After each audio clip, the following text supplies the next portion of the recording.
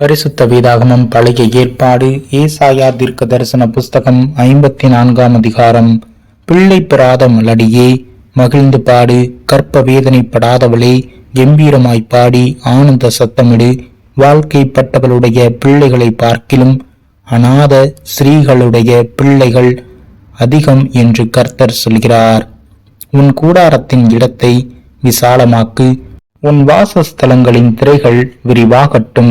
தடை செய்யாதே, உன் கயிறுகளை நீளமாக்கி உன் முளைகளை உறுதிப்படுத்து. நீ வலது புறத்திலும் இடது புறத்திலும் இடம் கொண்டு பெருகுவாய். உன் சந்ததியார் ஜாதிகளை சுதந்திரித்துக் கொண்டு பாழாய் கிடந்த பட்டணங்களை குடியேற்றுவிப்பார்கள். பயப்படாதே, நீ வெட்கப்படுவதில்லை. நாணாதே, நீ லட்சையடைவதில்லை. உன் வாலிபத்தின் வெட்கத்தை நீ மறந்து உன் விதவை இருப்பின் நிந்தையை இனி நினையாதிருப்பாய். உன் சிருஷ்டிகரே உன் நாயகர், சேனைகளின் கர்த்தர் என்பது அவருடைய நாமம். இஸ்ரவேலின் பரிசுத்தர் உன் மீட்பர்.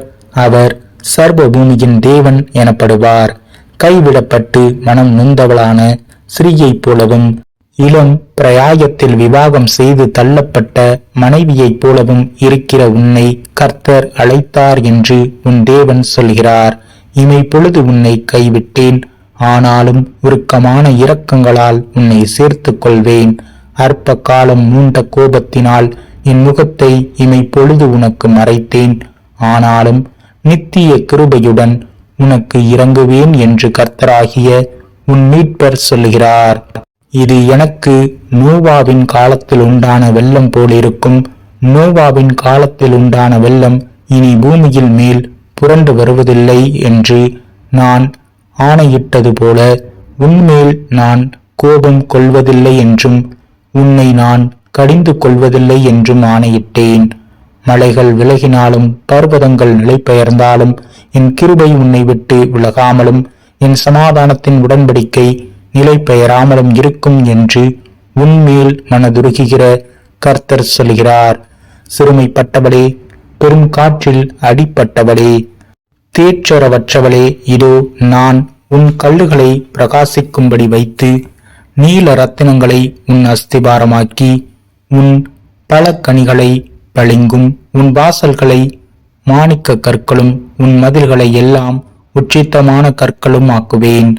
உன் பிள்ளைகள் எல்லாரும் கர்த்தரால் போதிக்கப்பட்டு இருப்பார்கள். உன் பிள்ளைகளுடைய சமாதானம் பெரிதாயிருக்கும். நீதியினால் ஸ்திரப்பட்டு இருப்பாய். கொடுமைக்கு தூரமாவாய், பயம் இல்லாதிருப்பாய்.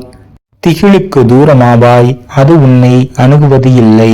இதோ உனக்கு விரோதமாய் கூட்டம் கூடினால் அது என்னாலே கூடுகிற கூட்டமல்ல. எவர்கள் உனக்கு விரோதமாய் கூடுகிறார்களோ அவர்கள் உன் பட்சத்தில் வருவார்கள்.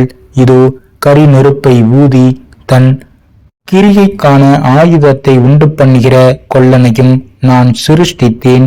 கெடுத்து நிக்கிரகமாக்குகிறவனையும் நான் சிருஷ்டித்தேன். உனக்கு விரோதமாய் உருவாக்கப்படும் எந்த ஆயுதமும் வாய்க்காதே போம். உனக்கு விரோதமாய் நியாயத்தில் எழும்பும் எந்த நாவையும் நீ குற்றப்படுத்துவாய். இது கர்த்தருடைய ஊழியக்காரரின் சுதந்திரமும் என்னில் உண்டான அவர்களுடைய நீதியுமாயிருக்கிறதென்று கர்த்தர் சொல்கிறார்.